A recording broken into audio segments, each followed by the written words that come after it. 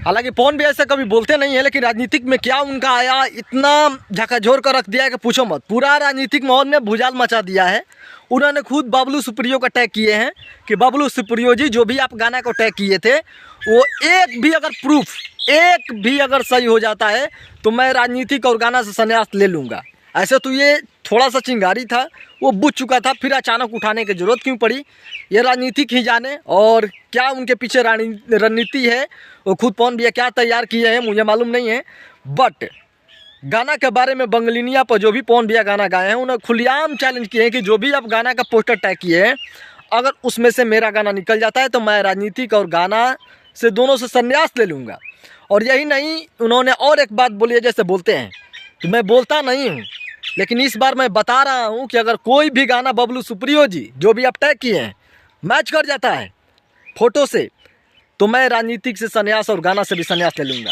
और अचानक क्या जरूरत पड़ गई पवन भैया का फुल मूड में आने की, जो एक चाहत होती है कि नहीं भाई इतना दिन से पवन भैया चुनाव लड़ना है और शांत दिख रहे हैं, अच्छा नहीं लगता है।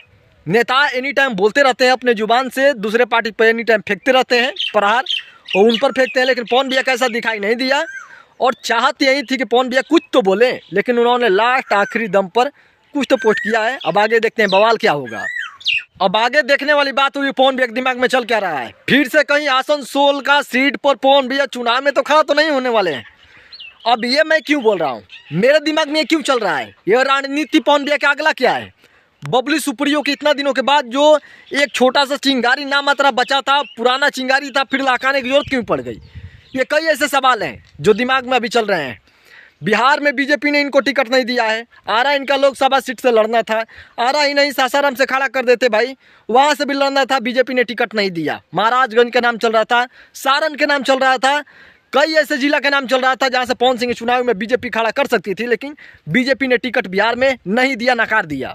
और फिर पवन भैया के माइंड में क्या आया, और पवन भैया के लिए मैं पहले बोल रहा था कि राजनीतिक में इतना भी शांत रहना अच्छा बात नहीं है।